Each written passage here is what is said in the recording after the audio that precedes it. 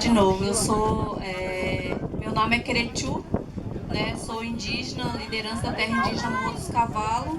Sou educadora e também formada na área de gestão ambiental pela Universidade Federal de Santa Catarina.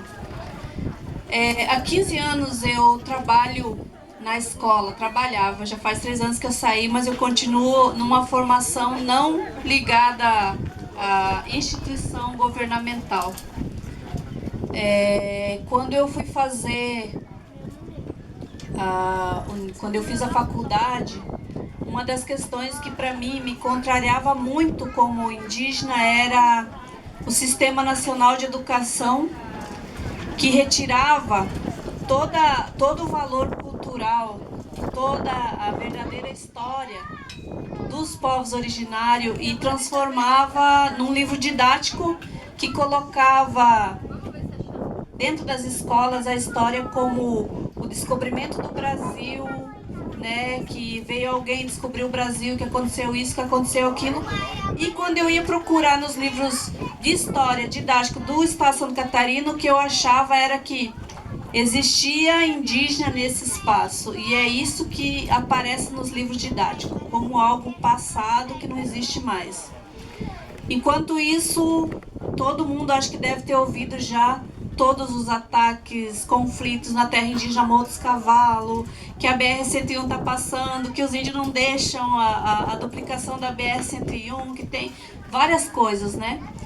E nesse meio tempo, nessa dificuldade que a gente vinha enfrentando, questão política, questão de sobrevivência, mas uma coisa era pior para mim como pessoa, como ser humano, era a miséria que nós, povos indígenas ali do Morro dos Cavalos, Guarani, passamos por um período muito longo, de 2003 a 2015, que foi aquele período da miséria onde nós não podíamos produzir o nosso próprio alimento, que a gente dependia de comer merenda escolar, que a gente dependia de pedir cesta básica, fazer campanha, arrecadação de alimento.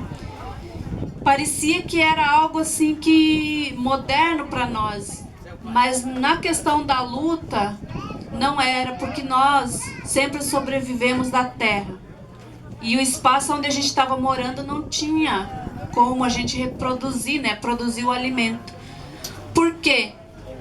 Em 2002, quando foi implantada aquela escola na margem da 101, as comunidades que moravam nos morros começaram a descer a margem da 101 e ficar ali, porque naquela época todas as crianças a partir de 7 anos eram obrigadas a estar na escola. Então a gente criou uma geração, essa geração dos 30, dos 25, que não sabiam como produzir seu próprio alimento, porque na margem da 101 não dava para plantar o milho, a mandioca, a batata doce e sobreviver do nosso próprio plantio. Então foi aonde a gente começou a transformar o currículo da nossa escola. O currículo Guarani. Porque para contar nossa história, só nós mesmos para contar. Porque o livro didático sempre vai dizer que teve um descobrimento do Brasil e que existia índio nesse lugar. Isso, né, é o que é repassado em todas as escolas, né? Então, quando eu fui para a universidade, o que aconteceu? Eu comecei a querer entender o que é o sistema. Nesse estudo, nessa pesquisa que eu fiz de vários lugares, né, de indo estudar o que é o Sistema Nacional de Educação, que eu de fato comprovei, e aí eu comecei a olhar toda a sociedade no geral, não é só os indígenas que estão aprisionados por esse sistema, é toda a sociedade. E aí eu comecei a pegar algumas falas, pequenas falas que vocês vão se identificar. Estudar para ser alguém na vida. Isso é uma frase que o sistema coloca muito na cabeça das pessoas, porque é exatamente isso que acontece. Quando você estuda para ser alguém na vida, você vai, faz uma graduação, faz um mestrado, faz um doutorado, você vai ser reconhecido à altura, né, daquilo que você sabe fazer, mas o teu conhecimento você foi buscar de algum lugar, de alguma pessoa que fez na prática, que aprendeu e que te ensinou, e que para o sistema isso é ninguém, não é contado como ninguém, não é valorizado. Então, para mim, assim, o que comecei a entender do sistema é que ele seleciona pessoas, formata o ser humano, cria uma maquininha de trabalho para exercer somente uma função. É isso. Se você é médico, você não vai poder falar de água, de, sei lá, das estrelas, de outras coisas, porque você tem uma função, você está, né, projetado para falar só dessa função. Então foi isso que eu entendi, né? Várias coisas que passou ainda dentro dessa pesquisa, mas para mim entender o que é, né, essa questão do sistema, como que ele aprisiona, seleciona e exclui pessoas que são diferentes, eu entendi nesse sentido. Então eu comecei a olhar para a sociedade e comecei a ver todos os valores que o sistema tira. Valores familiares, valores culturais, valores religiosos, porque existe um só que impera, o imperador que vem, que transforma e que leva todo mundo, né, para um lado só. Só que nesse momento a gente está passando por um momento de transformação no mundo. E aí eu sempre brinco assim, eu falo que é um momento crucial. Ou a gente muda ou a gente, né, volta tudo para trás, porque o sistema ele foi criado para ser dessa forma, para formatar pensamentos humanos, tira da função cultural, familiar, religiosa e tudo, né, que a gente tem desses valores e formata para ser uma máquina de trabalho. Só que chegou a tecnologia, essa nova era que chegou, né, transformando tudo e que a parte da ciência não consegue acompanhar. Então quebrou a máquina do sistema.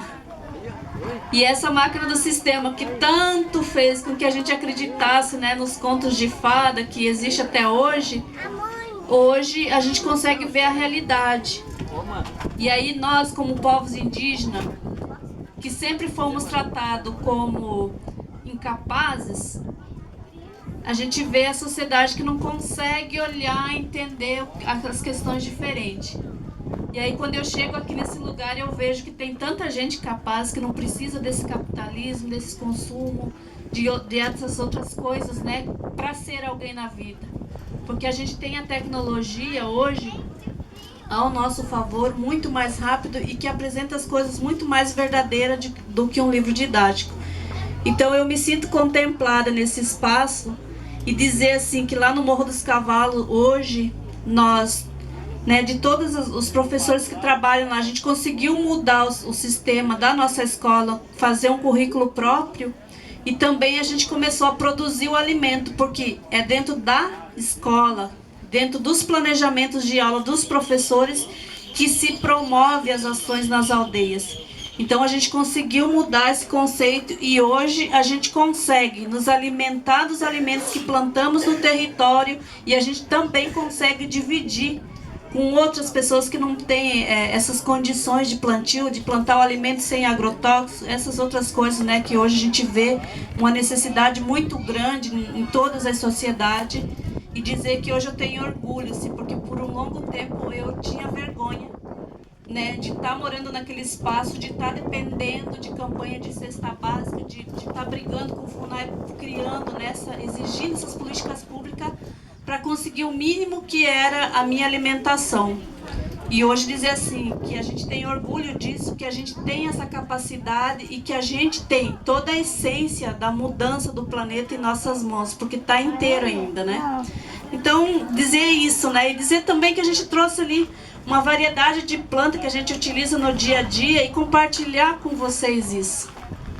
Que para fazer essa transformação, que a gente fala do bem viver, que é aquilo que eu me alimento, que eu tomo, o medicamento que eu me curo, não precisa, né, sair muito longe e gastar muito dinheiro, é só olhar ao nosso redor e a gente valorizar aquilo que é nosso mesmo. Começar a valorizar aquilo que está ao nosso redor, a nossa família, a nossa cultura, o nosso ambiente, a gente começar a valorizar isso, a gente vai ver que a gente é muito rico, né? E que a gente não precisa sacrificar um monte de coisa para ser alguém na vida. Então acho que isso é a mensagem assim, que eu tenho para hoje. Obrigada.